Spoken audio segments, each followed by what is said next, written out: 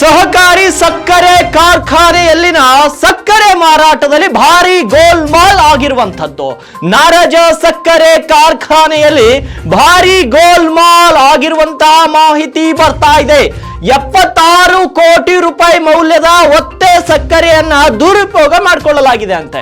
ಸಾಲ ಪಡೆದ ಬ್ಯಾಂಕ್ ಗಮನಕ್ಕೆ ತರದೆ ಆ ಒಂದು ಸಕ್ಕರೆಯನ್ನ ಮಾರಾಟ ಮಾಡಲಾಗಿದೆ ಅಂತ. ಅಂದ್ರೆ ಡಿಸಿಸಿ ಬ್ಯಾಂಕ್ ನ ಹತ್ತಿರ ನಾರಾಜ ಸಹಕಾರ ಸಕ್ಕರೆ ಕಾರ್ಖಾನೆ ಸಾಲವನ್ನ ಪಡೆದಿತ್ತು. ಆದ್ರೆ ಡಿಸಿಸಿ ಬ್ಯಾಂಕ್ ನ ಗಮನಕ್ಕೆ ತರದೆ ಅಲ್ಲಿರುವಂತಹ ಸಕ್ಕರೆಯನ್ನ ಮಾರಾಟ ಮಾಡಿದ್ದಾರಂತೆ. ಡಿಸಿಸಿ ಬ್ಯಾಂಕ್ ನ ಸಿಇಒ ಮಂಜುಳಾ ದೂರಿನ ಮೇರೆಗೆ ದೂರು ದಾಖಲಾಗಿರುವಂತದ್ದು.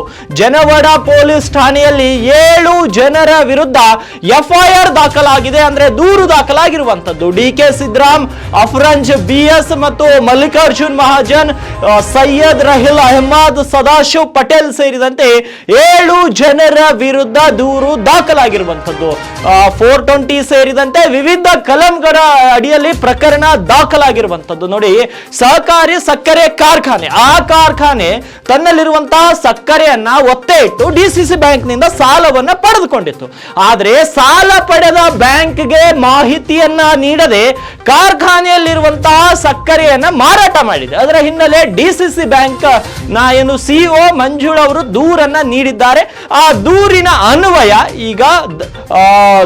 ಅನ್ವಯ ಪ್ರಕರಣ ದಾಖಲಾಗಿರುವಂತದ್ದು. ಒಂದು 420 ಸೇರಿದಂತೆ ವಿವಿಧ ಕಲಂಗಳ ಅಡಿಯಲ್ಲಿ ಪ್ರಕರಣ ದಾಖಲಾಗಿರುವಂತದ್ದು. ಅಧ್ಯಕ್ಷ ಆ ಒಂದು ಕಾರ್ಖಾನೆಯ ಅಧ್ಯಕ್ಷ ಡಿಕೆ ಸಿದ್ದರಾಮ್ ಇದ್ದಾರೆ.